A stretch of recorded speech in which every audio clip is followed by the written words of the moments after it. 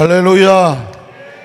하나님께서 우리 성가대 귀한 찬양을 받으시고 또 영광 가운데 우리 사랑하는 성도들에게 또 큰 은혜로 채워주실 것을 믿습니다.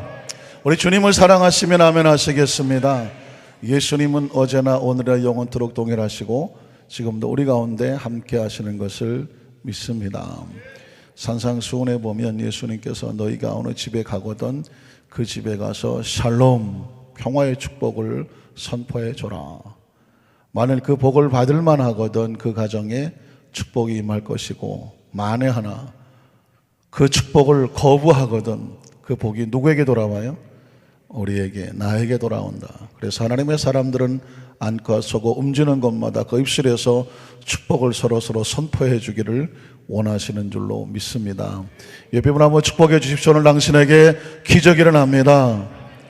치유 역사가 나타납니다. 생명의 역사가 나타납니다. 할렐루야. 잠시 한번 기도하겠습니다. 하나님 말씀대로 우리는 서로를 향하여 예수님 안에서의 축복을 선포했습니다. 치료를 선포했습니다. 하나님의 기적이 일어날 것을 믿음으로 선포했습니다. 믿음으로 선포한 거 우리는 믿음으로 아멘으로 받아들입니다. 오늘도 말씀하시옵소서, 역사하시옵소서, 운행하시옵소서, 우리 가운데 임재하시옵소서. 하늘을 여시고 하늘의 강력한 하나님 은총이 이 가운데 충만하게 도와주시옵시고, 이 세상에 넉넉하게 나갈 수 있는 영적으로 무장이 되어지고 하나님의 마음을 가슴에 뜨겁게 채우고 하나님의 생명력을 가지고 이 세상 살아 숨쉬는 동안에 하나님의 영광과 향기가 우리를 통하여, 우리 교회를 통하여 이 세상에 펼쳐나가게 하시옵소서. 이 추위 가운데 하나님 믿음으로 달려나와서 하나님을 바라보는 하나님 백성들에게 하늘의 신령한 것과 땅의 기름진 것으로 충만하게 채워주심을 믿습니다. 이름 없이 믿음 전신하고 수고하며 이 시간 하나님 성전 곳곳에서 섬기시는 모든 봉사의 손길에 하나님의 뜨거운 생명의 손으로 만지시고 안수하시고 붙잡아 주시옵소서. 예수님 이름으로 간절히 축복하고 기도드리옵나이다. 아멘. 한번 따라 하실까요? 너는 그 이름을 이삭이라 하라. 이런 제목으로 말씀의 은혜를 나누기를 원합니다. 여러분, 오늘이 음력으로 며칠인지 아십니까? 양력을 쓰다 보면 음력이 며칠인지 잘 기억이 안 날 수가 있는데 2월 22일이면 정월 대보름이 됩니다. 그러니까 2월 22일이 음력으로는 1월 15일이 되는데 정월 대보름 하다 보니까 옛날에 보름달이라고 하는 시가 생각이 났습니다. 물론 동시죠. 기억나십니까? 달달, 무슨 달? 난 또 달달 볶는다 그런 줄 알고. 달달 무슨 달? 쟁반같이 둥근 달. 여러분, 쟁반 사용하십니까? 오래간만에 들어보는 단어 아닙니까? 쟁반같이 둥근 달. 어디 떴나? 왜 남산 위에 떴을까요? 동산도 있고 서산도 있는데 어쨌든 남산 위에 떴지 이런 말이십니다.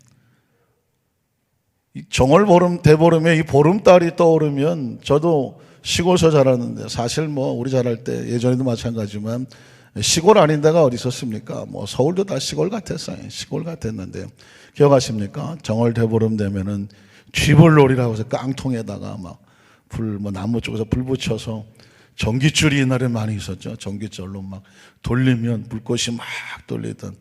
그래서 형들이 하면 그거 어렸을 땐 쫓아가서 한번 해보려고 형들이 놓고 가면 몰래 휘둘러다가 엎어지고 그랬던 기억도 있습니다. 제가 어렸을 때 한 친구가 그 정월 그 보름달이 둥실둥실 떠오르면 다들 소리를 지르는데 한 친구는 굉장한 근시가 있었습니다. 안경을 껴도 워낙 근시기 때문에 잘 앞에가 멀리 보이지를 않았습니다. 그래서 맨날 손가락으로 집어줘야 돼요. 이건 뭐고 저건 뭐고. 그래서 이 친구는 늘 물어봤거든요. 달이 떠오르는데도 멀리서 뭔가 빨갛게 올라가긴 올라간 것 같은데 그게 잘 정확하게 보이지를 않아요. 달이 어디 있어? 달이 어디 있어? 손가락으로 제가 달을 짚어줄 수는 없으니까 가리키기만 하겠죠. 그럼 어렴풋이 그냥 저게 달인가 보다 했었습니다. 여러분, 이 정도는 그래도 양호한 거죠. 고사성어에 보니까 견지망월이라고 하는 그 사자성어가 있더라고요. 문득 저희 어렸을 때 그런 생각을 하게 됐는데, 견지망월이라는 것은 뭐냐면 볼견자에다가 뭐예요? 가리킬지. 그래서 자, 저 손가락을 보라고, 아니, 저 달을 보라고 하고 달을 가리킨 거예요, 손이. 그랬더니 망언이 달은 생각하지 아니하고 어딜 쳐다봅니까? 손가락을 쳐다본다는 것입니다. 그러니까 정말 중요한 본질적인 것은 보지 못하고 그냥 당장 눈앞에 보이는 손가락을 쳐다보면서 상황을 파악하고 어떤 것에 결론을 내려고 하니까 절대적으로 올바른 판단이 될 수가 없다는 것입니다. 우리가 문득 생각하거든, 이 달을 쳐다보나 손가락을 쳐다보는 건 그게 뭐 이렇게 대수롭냐, 그렇게 생각할 수 있을지 모르겠습니다. 그러나 여러분, 우리의 삶의 현장 가운데 달을 보느냐 손가락을 보느냐 어디를 바라보느냐에 따라서 그 결과가 엄청난 차이로 달라질 수가 있습니다. 어떤 3대 독자를 키우는 한 부잣집이 있었습니다. 그런데 정말 급이야 오기야 3대 독자니까 얼마나 정성껏 키우겠습니까? 그런데 한 5살 젊어간 이 아이가 할아버지 방에 들었다가 얼마 되지 않아서 갑자기 죽는다고 소리를 지르면서 비명소리가 납니다. 온 집안이 발칵 뒤집혔죠. 할아버지, 할머니, 어머니, 아버지, 그리고 형제들이 모든 친척이 이렇게 다 달라들었습니다. 들어가 봤더니 이 5살짜리 3대 독자가 그 집에 가보려기는 고려청자는 거기에 손이 껴들어간 거예요. 손이 껴들어가고는 이게 그냥 빠지지 않는다고 막 소리 지르면서 울고불고 하는데 얼굴은 사색이 되고 아예 그냥 여린 손은 막 새파랗게 죽어가는 것 같습니다. 큰일 났습니다. 고려청자인데 이거 어마어마한 가치를 가지고 있는 건데 과연 이걸 어떻게 해야 될까? 할아버지가 최종 결정을 내릴 수밖에 없습니다. 과연 손주를 바라보느냐 고려청자를 바라보느냐 무엇을 선택해야 될 것 같습니까? 손주를 선택할 수밖에 없죠. 청자를 깨자 그래서 난리가 났습니다. 아버님, 그게 얼마나 비싼 건데요. 그렇다고 해서 이 손주를 저렇게 시퍼렇게 내둬도 잘못되면 어떻게 될 것 같으냐. 정말 눈물을 머금고 그 청자를 깹니다. 그 아이는 비로소 울음을 그치고 그 부모는 아이를 안고 막 위로를 합니다.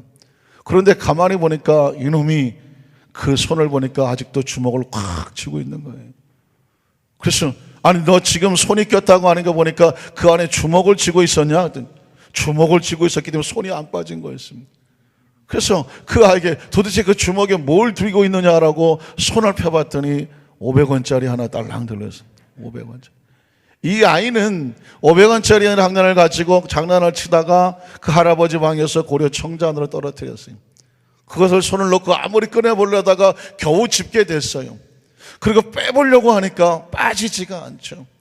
어린아이 심정에 이 고려 청자가 얼마나 비싼 건지 개념이 없어요. 이 아이는 지금 당장 자기 손에 있는 500원짜리가 더 귀한 거예요. 그것을 억지로 빼려고 놓치지 않으려고 하니까 절대로 손이 빠지지 않았다는 것입니다. 여러분, 얼마나 허망했을까요? 500원 때문에 어마어마한 가치의 청자 도자기가 날아가 버렸습니다. 무슨 얘기를 하고 싶어 합니까?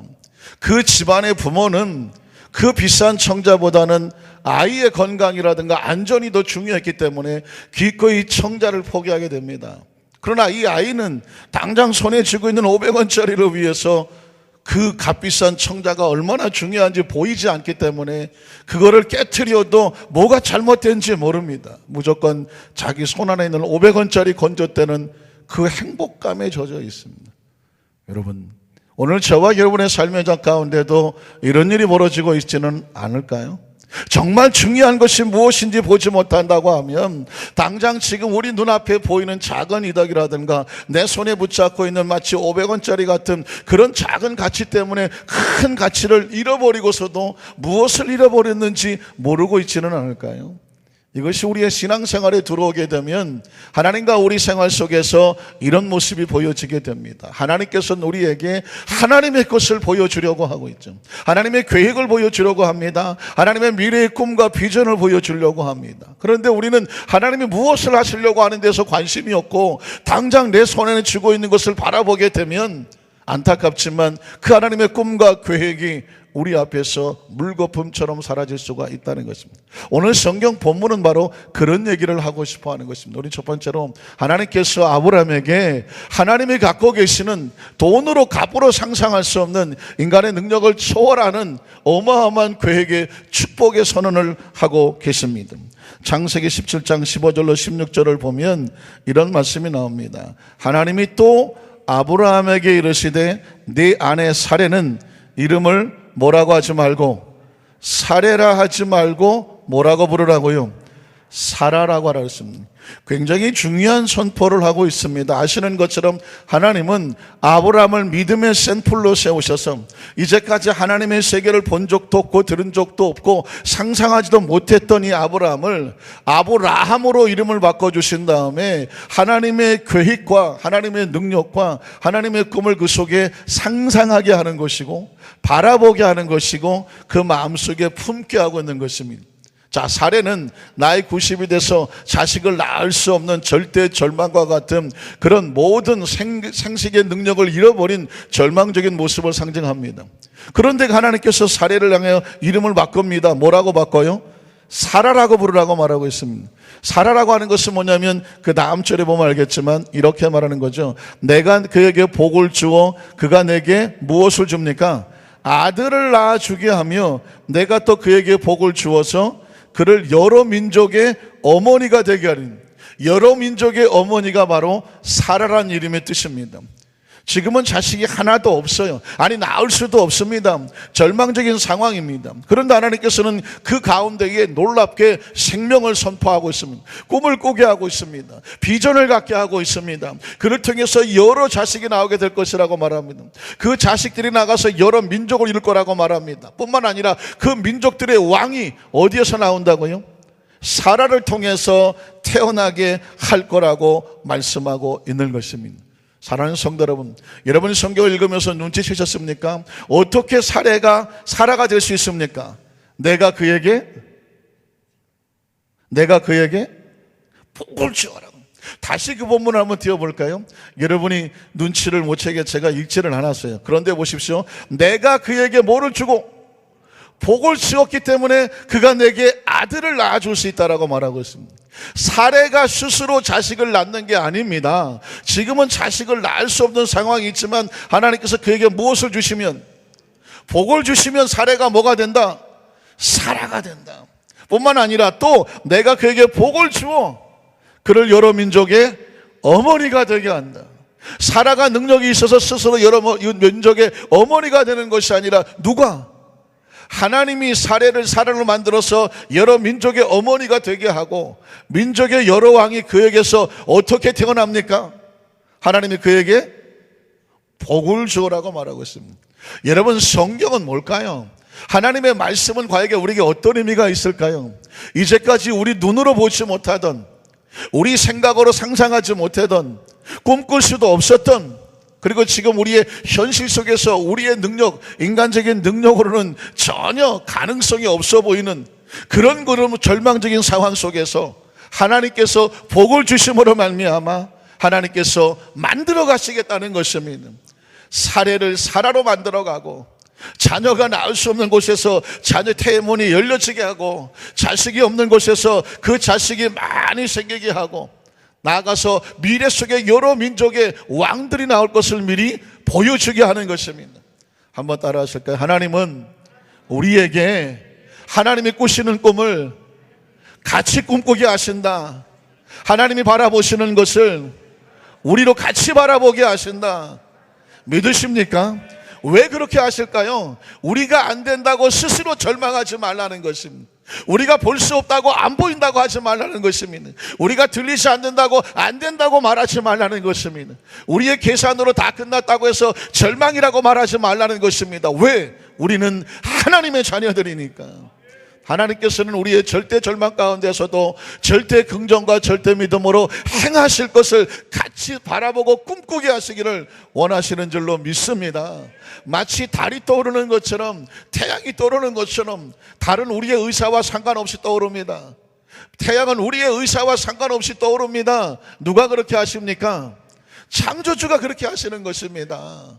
그 달을, 떠오르는 달을 바라보라고 하는 것이죠. 그 떠오르는 태양을 바라보라고 하시는 것입니다. 우리의 능력과 상관이 없습니다. 늘 바라보는 것이죠. 시도 쓰는 것이고 노래도 하는 것입니다. 그러나 그건 우리의 능력과 상관이 없어요. 하나님께서 계획하시는 가운데 우리의 삶 속에 우리를 위해서 밤에는 달이 떠오르게 하고 낮에는 해가 떠오르게 하는 것은 바로 하나님의 축복의 상징적인 모습과도 같다는 것입니다. 오늘 이 자리에 나오셔서 말씀을 듣는 가운데에 여러분이 칠흑같이 깜깜한 절망과 좌절과 낙심의 걷던 상황 속에서도 하나님은 그 상황 속에 절망하지 마라. 내가 너에게 복을 주어서 그 절망이 희망이 되게 하고 그 질병이 변화해 치료가 되게 하고 낙심이 변화해서 용기가 되어지게 하고 우리가 보이지 않는 미래 속에 하나님께서는 이미 하나님의 계획을 꿈꾸고 펼치고 나가신 것을 함께 바라보라고 그렇게 명령하시는 그 말씀이 우리 가슴 속에 뢰마로 들려지게 되시기를 주님의 이름으로 축원합니다. 그러면 두 번째로 아브라함의 반응은 어땠을까요? 아브라함은 과연 이 하나님이 보시는 것을 같이 보고 있을까요? 성경에 보니까 안타깝게도 아브라함은 하나님이 보라고 하는 그 떠오르는 달이 아니라 그 하나님의 축복의 모습이 아니라 손가락을 바라보고 있는 것을 발견하게 됩니다. 창세기 17장 17절을 보면 아브라함이 어떻게 합니까? 엎드려 어떻게 했어요?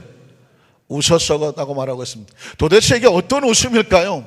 내 아내 사례가 사라가 되고 내 아내가 자식을 낳을 것이며 그것이 여러 민족을 이룰 것이며 그 민족의 왕들이 내 아내 살 통해서 태어나게 될 것이다 라고 말했더니 아브라함이 엎드렸다고 말했습니다. 굉장히 경배하는 모습 같죠? 그리고 웃었다고 말했습니다. 어떻게 웃었을까요? 너무 좋아서 이렇게 웃었을까요? 별로 웃음이 마음에 안 드십니까? 더 크게 웃어야 되겠죠. 정말 자식이 없는데 내가 나이가 100세가 되고 사례는 90세가 됐는데 나를 통해서 하나님께서 자식을 낳게 하신다. 할렐루야! 하셨네. 그렇게 웃어야 되는데 가만히 보니까 장면이 쪼까 거시기 합니다. 엎드렸어. 그런데 이 웃음소리가 조금 보기에 그렇게 환하게 웃는 소리가 아니에요. 왜냐하면 어떻게 말을 합니까? 속으로 말을 합니다. 누가 들을까봐? 하나님이 들을까봐. 아브라함이 엎드려서 아마 그렇게 웃었을 것 같아요. 썩소라고 하시나? 썩소. 썩은 미소지. 아이고 참. 왜냐하면 지금 아브라함은 누굴 바라보고 있냐면 90세 된 할머니 사례를 바라보고 있거든요. 아이고 저 90세 먹은 할망구를 통해서 자식이 태어난다고 나 참 기가 막혀서 하는 모습이죠. 그러면서 속으로 말하는 것입니다. 100세 된 사람이 누구예요? 100세 된 사람이? 아브라함이야. 아이고 아침에 일어나도 막 허리도 아프고 저기도 아프고 쑤시고 아이고 죽겠다 한 번 일어나려면 얼마나 힘들지도 모르는데 자기가 자기 얼굴이 어떤 모습인지 아는데 내가 어떻게 자식을 낳을까? 뿐만 아니라 사라는 90세가 됐어요. 90세 된 할머니가 어떻게 이게 누구 생각입니까? 아브라함의 생각뿐만 아니라 모든 인간의 일반적인 상식입니다. 일반적으로 나이 100세가 되고 90세가 되면 다 이렇게 생각하는 거예요. 이게 틀린 게 아닙니다. 이게 경험이에요. 이게 그냥 일반적인 인간의 모든 삶의 자연적이고 보편적인 삶입니다. 이렇게 생각한다고 해서 손가락질 할 사람 아무도 없습니다. 그래서 아브라함은 아주 자연스럽게 이 100세 된 사람이 어떻게 자식을 낳고 90세 된 우리 와이프 할머니 사례가 어떻게 자식을 낳을까 하고 어떻게 합니까? 그 다음 절에 한번 볼까요? 그 다음 절에 뭐라고 말하고 있습니까? 이에 아브라함이 하나님께 아뢰되 하나님 이스마엘이나 눈에 보이는 이스마엘이나 하나님 앞에 살기를 원합니다라고 말합니다. 여러분 제가 견지망월이라고 하는 사자성어를 말씀을 드렸을 때에 어디를 쳐다보느냐에 따라서 상황이 달라진다고 말했습니다. 달을 쳐다보면 달이 보입니다. 그런데 손가락을 쳐다보면 달이 보입니까? 안 보입니까?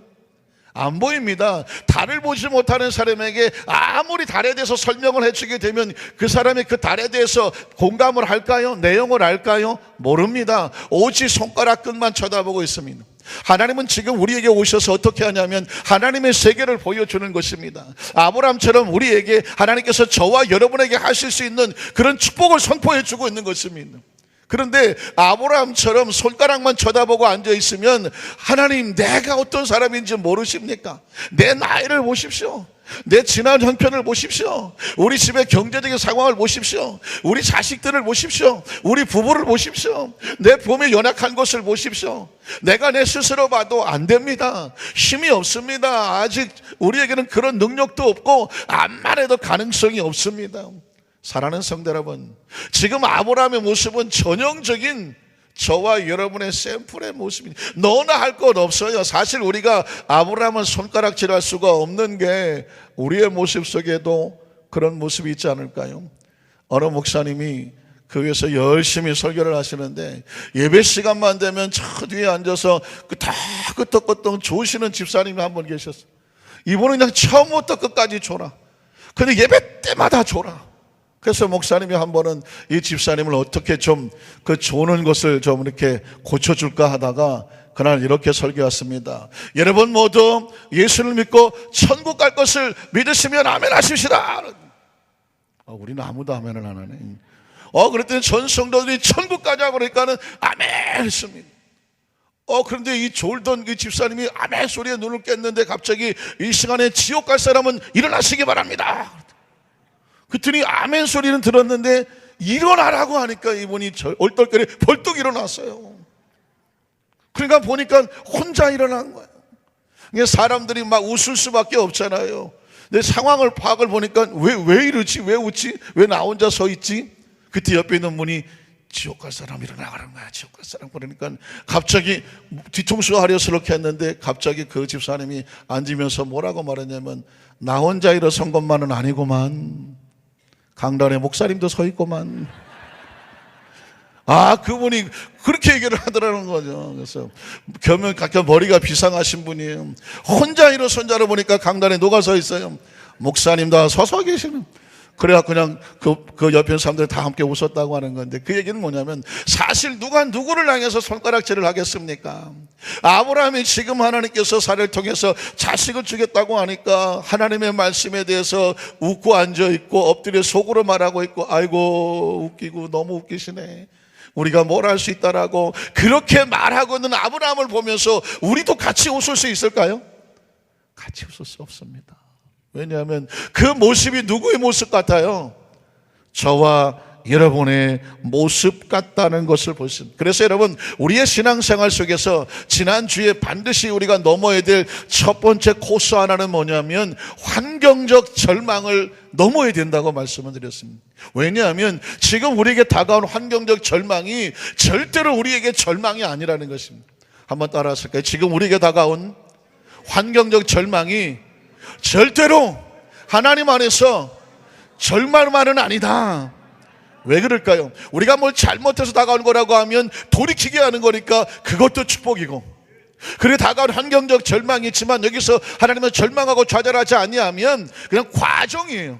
이 과정과 이 훈련을 통해서 하나님은 여기서 신뢰할 수 있으면 다 어떤 것을 주셔도 흔들리지 않을 믿음이기 때문에 그 절망의 환경에 면해서 반드시 축복의 환경이 될 수 있다는 것을 믿으시기를 주의 이름으로 축원합니다.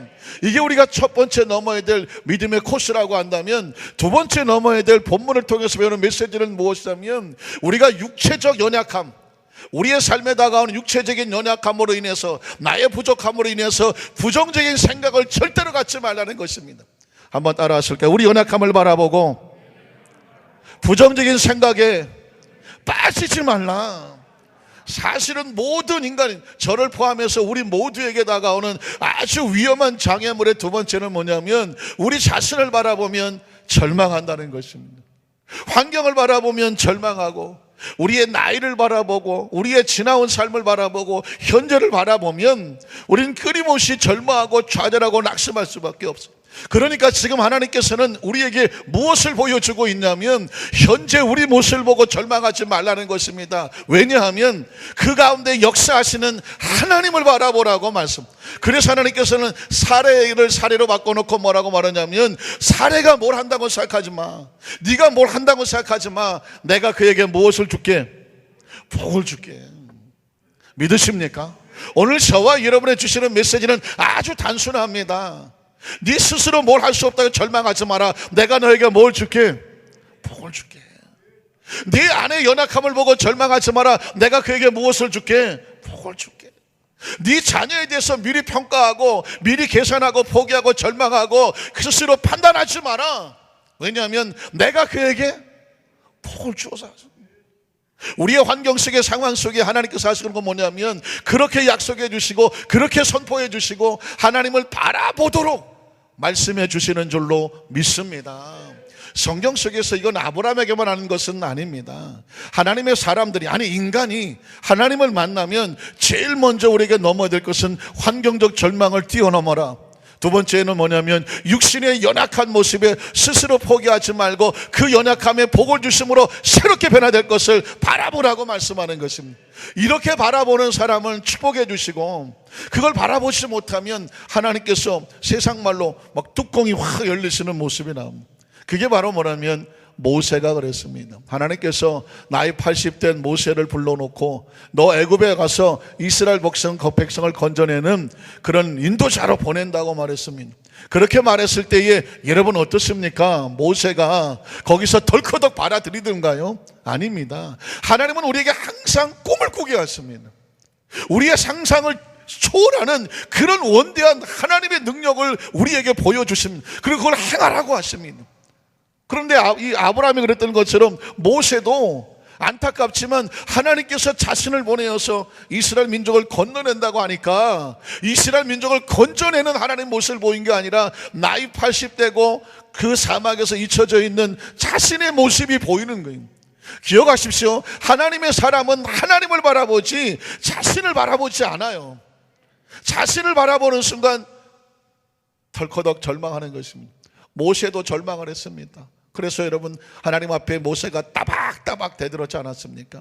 하나님, 내가 누군데 나 같은 사람이 가겠습니까? 난 하나님의 이름도 모릅니다. 또 내가 간다고 저 사람들 나를 믿어주겠습니까? 그리고 나는 지금 광야 40년 동안이면서 양떼를 지키며 살았기 때문에 말도 잘 못합니다. 어눌합니다. 그리고 마지막에 가서 보낼 만한 것을 보내십시오. 난 보낼 만한 자격이 안 됩니다라고 5번이나 따박따박 대들었습니다. 그때마다 하나님께서 하나님의 이름을 가르쳐 주기도 하고, 내가 그들에게 너를 신같이 하나님처럼 되게 만들어 준다고 말하고, 말하는 그 능력은 누가 줬느냐고 말하고, 그 하나님께서 이 모세를 그렇게 설득하다가 나중에 보낼 만한 자를 보내라고 하니까 모세가 하도 마지막에 버티니까 출애굽기 4장 14절에 보면 하나님께서 모세에게 화를 냈다고 말합니다. 여러분, 하나님께서 화를 내시면 누구에게 화를 내겠습니까? 한번 읽어볼까요? 야훼께서 모세를 향하여 뭐 하십니까? 그렇게 보이십니까? 저는 뚜껑이 열렸다고 보이는데, 하나님께서 내가 이렇게 행하겠다고 말하는데 모세는 자신만 바라보고 하나님 난 안 돼요라고 나뒤집어지니까 하나님께서는 화가 나시더라고요. 그러니까 성경 속에서 하나님이 가장 가슴 아파하고 가장 분노하시는 것은 뭐냐면 하나님을 향하여 절대 믿음이 없을 때입니다. 여러분, 우리가 예수를 구주로 믿음으로 하나님의 자녀가 된다는 것은 뭐냐면 다른 게 아닙니다. 예수를 믿고 하나님께서 행하실 하나님의 나라를 믿습니다. 믿으십니까? 이게 우리의 믿음입니다. 그냥 예수를 믿는다, 이게 무슨 뜻입니까? 그 속에 포함된 것은 뭐냐면 예수를 믿고 하나님의 자녀가 되어지니까, 하나님 우리의 아버지가 되어주시니까 지금 나의 삶의 모든 것은 이제 내가 살지 않습니다. 하나님 아버지가, 하나님 아버지 안에서 살아갑니다. 그 절대 믿음으로 살아간다는 사실을 기억하시기를 주님의 이름으로 축원합니다. 자, 예수를 믿으면 하나님은 우리의 시야를 바꿔주시는데, 자기 자신을 바라보는 순간 절망하죠. 그런데 하나님은 우리에게 우리 자신을 바라보지 말고 하나님의 나라를 바라보라고 말씀하는 것입니다. 제가 지난 금요일 예배 때 제가 우리 성도들의 시야를 바꿨습니다. 어떻게 바꿨느냐? 지금 우리 교회는 어디에 있습니까? 안산시 사동에 있습니다. 사동. 우리 사동 안에 3리로 145번지 우리 교회 건물 안에 있습니다. 지금 눈에 우리 건물만 보이고 있습니다. 자, 그런데 우리가 이 사동 안에 있습니다. 이제 시야가 좀 사동까지 넓어지셨습니까? 사동 안에 있습니다. 이 사동은 어디에 있습니까? 대한민국의 약속의 땅 안산에 있습니다. 안산이 보이십니까? 안산, 상록구, 단원구 보입니까 지금? 안산은 어디 있습니까? 경기도에 있습니다. 경기도까지 여러분의 시야가 좀 넓어지십니까? 그 경기도는 어디 있습니까? 대한민국에 있습니다. 대한민국은 어디에 있습니까? 아시아에 있습니다. 아시아는 어디 있습니까? 세계 지도 속에 있습니다. 이 세계는 어디에 있습니까? 지구에 있습니다. 지구는 어디 있습니까? 이 우주의 수많은 별들 중에 하나입니다. 보이십니까? 안 보입니까? 눈을 감으셔야 돼. 그럼 자, 지구 바깥에서 지구를 보니까 지구가 어떻게 생겼습니까? 동그랗게 생겼습니다. 얼마나 이쁘게요. 동그랗게 생겼습니다. 자, 그러면 이 지구를 떠나서 우주 바깥에 나가서 보시면 우주가 보입니까? 안 보입니까? 안 보입니까? 자, 지구 밖에서 보면 지구는 저렇게 생겼습니다. 우주 밖에서 보면은요, 거대한 우주 속에 별들이 막 드글드글 하지 않겠습니까? 그러면 우주 바깥에서 이 우주를 내려다볼 수 있는 분은 누구입니까? 하나님밖에 없습니다. 우린 지금 당장 눈앞에서 먹고 사는 게 걱정이고, 우리 지금 뭐 장막이 걱정이고, 우리 애들이 걱정이고, 지금 내 삶이 걱정일지 모르지만 넓은 시야로 보면 우린 뚝 떨어진 존재가 아니란 말입니다. 우리는 이 삼리로 안에 있고, 사동 안에 있고, 안산에 있고, 경기도에 있고, 그리고 대한민국에 있고, 그리고 이 지구에 있고, 그리고 우리는 우주에 존재하지만 우주는 우주 자체로 존재하지 못합니다. 우주 바깥에서 우주를 창조하신 하나님이 계시는 거거든요. 그러니까 하나님은 우리의 시야는 어디까지 넓어져야 되냐면 이 지구를 쭉 뚫고 나가 우주를 뚫고 나가서 우리는 하나님과 함께 있습니다. 믿으십니까? 시간도 마찬가지입니다. 우리 2016년 1월 30일 9시 46분에 여기 있습니다. 그러나 여러분 보십시오. 100년 전에는 우리는 없었습니다. 100년 후에도 우리는 없습니다. 불만이십니까? 이 역사를 보십시오. 그러면 과거로 쭉 가보십시오. 누가 있습니까? 시간을 출발시키신 하나님밖에 없습니다. 이 시간의 마지막 끝에 누가 있을까요? 시간의 마지막은 시간을 창조한 하나님밖에 없습니다. 결국 우주 가운데는 하나님밖에 없습니다. 그 하나님께서 시간을 안고 계시고 그 하나님께서 이 공간을 안고 계시니 지금 우리는 버려진 존재가 아닙니다. 그 정확한 시간 속에서, 정확한 공간 속에서, 그 하나님의 계획 속에서 지금은 하나님의 손 안에서 정확하게 목적과 이유를 가지고 저와 여러분을 향하고 이끌어 가고 계시는 하나님을 보게 되시기를 주님의 이름으로 축원합니다. 그래서 여러분, 하나님의 자녀들이 하나님을 만나면 하나님을 보게 하셨습니다. 기억하십니까? 창세기 28장에 보면 10절 이하에 그 돌베개를 베고 있던 야곱이 그 루스라는 땅에서 자신이 운명인 줄 알았죠. 얼마나 서럽고 힘들었겠습니까? 아무도 없고 낯설은 땅만 보이고 돌베개만 보이고 초라한 자기 자신만 보이고 개나리 모침 하나만 보이고 시커먼 어둠만 보이고 쭈그려 자고 있었습니다. 그런데 하나님께서 그 밤에 꿈을 꾸게 하지 않습니까? 그랬더니 꿈에 뭐가 보입니까? 사닥다리가 보입니다. 그 사닥다리가 땅 위에 섰는데 어디로 또 연결됐습니까? 하늘까지 연결됐습니다. 이게 뭘 상징하겠습니까? 넌 이 땅을 바라보지 말고 그 사닥다리를 타고 시선을 옮겨서 저 끝에 계시는 누구를 바라봐라? 하나님을 바라봐야죠. 믿으십니까? 저는 굉장히 오늘 이 본문 창세기 28장 10절을 새로운 각도로 보게 됐습니다. 지금 초라하게 웅크리고 아무도 없고 버려지고 홀로 있는 너 자신을 바라보지 마라. 시선을 떠라. 그리고 그 사닥다리가 하늘로 연결됐으니 그 끝에 있는 하나님을 바라보라. 그 하나님이 너와 함께 있었어. 그러니까 하나님은 지금 우리에게 그 하나님이 지금 너와 함께 있어서 너를 지켜주고 있으며 내가 어디로 가든지 함께하며 너에게 약속한 거 다 이룰 때까지 내가 너를 버리지도 아니하고 떠나지도 않아. 그래서 꿈을 깨고 나서 봤더니 야곱이 소리칩니다. 두렵도다. 여기가 하나님의 집이구나. 여기가 하늘의 문이구나. 믿으십니까? 여러분, 지나간 과거를 바라보지 마십시오. 여러분을 누가 버렸습니까? 거부했습니까? 비난했습니까? 손가락질했습니까? 여러분, 지나가를 다 지워버리세요. 떨쳐버리세요. 그건 전부 다 지나간 허상들입니다. 하나님께서 저와 여러분을 만들어 여기까지 오시는 과정의 코스였을 뿐입니다. 버스 종점에서 버스를 타고 출발해서 여기까지 왔다면 지나간 걸어온 버스 정점들은 다 다 무의미합니다. 나를 여기까지 일구러 오기 위해서 왔던 곳입니다. 좋은 정류장도 있고 좀 빨리 지나갔으면 하는 정류장도 있겠죠. 지나간 거예요. 다 여기까지 오기까지 필요한 과정이었을 겁니다. 앞으로도 버스는 여러 군데를 지나가겠죠. 그러나 중요한 것은 목적은 종점까지 이끌어 가려고 하는 과정일 뿐입니다. 지금 이 순간은 내 생애의 최고의 축복의 순간이고, 믿으십니까? 우리가 어디를 쳐다보면, 하나님의 나라를 쳐다보면 우리는 절대 홀로 있지도 아니하고 나약하지도 아니하고 버림받은 존재도 아니고 무시당할 존재도 아니고 끝난 것도 아니고 실패한 것도 아닙니다. 왜냐하면 하나님은 저와 여러분을 지금 가슴에 끌어안고 만들어가고 계시기 때문에 그렇습니다. 중요한 것은 우리 자신을 바라보고 스스로 무너지지 말라는 것입니다. 하나님에 향하여 시선을 거치하고 하나님 우리를 통해서 놀라운 계획을 하시고자 합니다. 사례를 사라로 바꾸자고 하는 것입니다. 그래서 마지막 선포하시는 것이 창세기 17장 19절입니다. 19절을 보면 하나님이 이르시되 아니라 내 아내 사라가 내게 아들을 반드시 낳을 건데 너는 그 이름을 뭐라고 불러야 된다? 이삭이라고. 한번 따라 하실까요? 너는 그 이름을 이삭이라고 해라. 이삭은 지금 태어났습니까? 태어나지 않았습니까? 아직 안 태어났습니다. 수정도 안 됐습니다. 임신도 안 됐습니다. 뱃속에도 없습니다.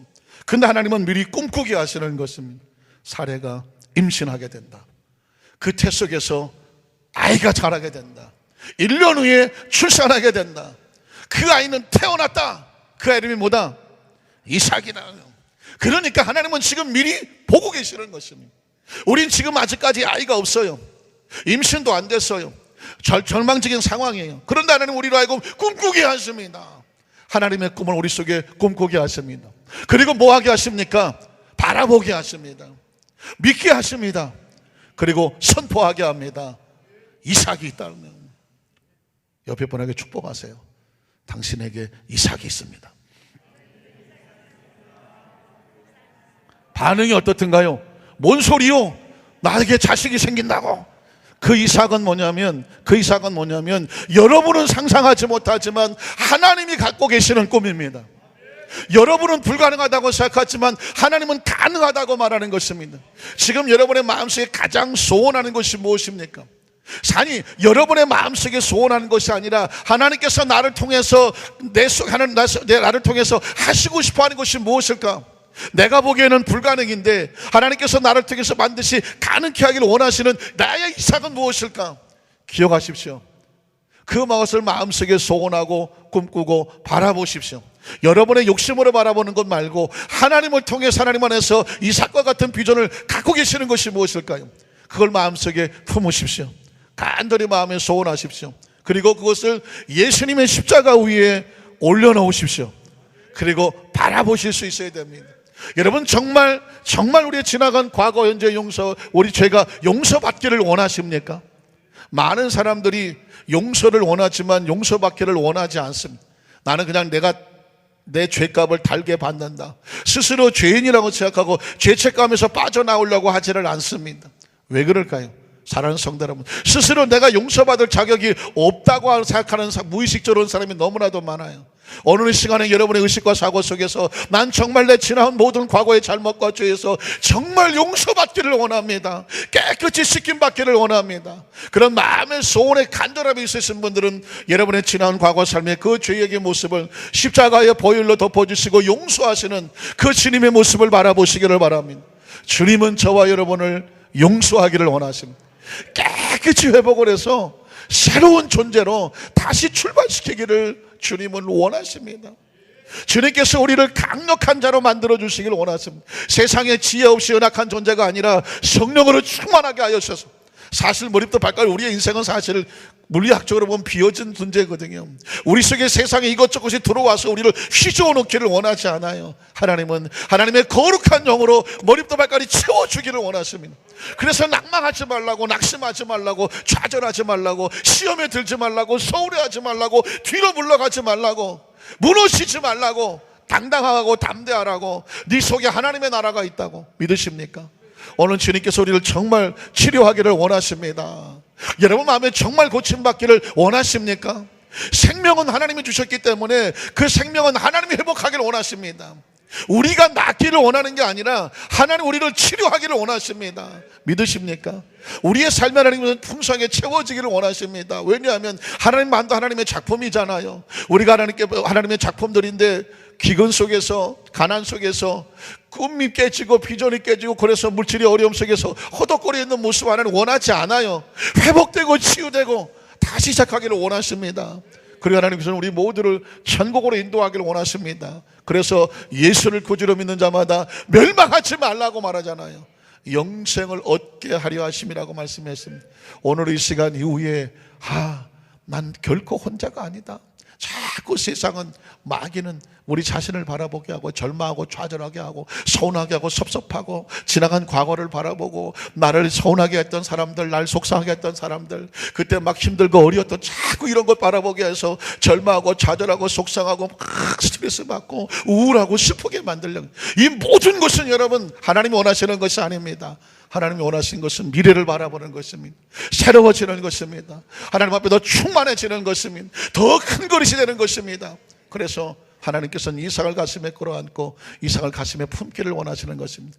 너는 그 이름을 이삭이라고 하라고 그랬습니다. 오늘 저와 여러분에게 하나님 주신 꿈을 가슴에 기억하면서 바로 이 약속의 땅 안산에서, 이 아름다운 축복의 교회에서 말씀을 가슴에 끌어안고 반드시 여러분의 마음속에 그게 가능할까 했었던 그 이삭이 여러분의 가슴에 끌어안고 영적인 돌잔치를 하는 축복의 주인공들 되시기를 주의 이름으로 축원합니다.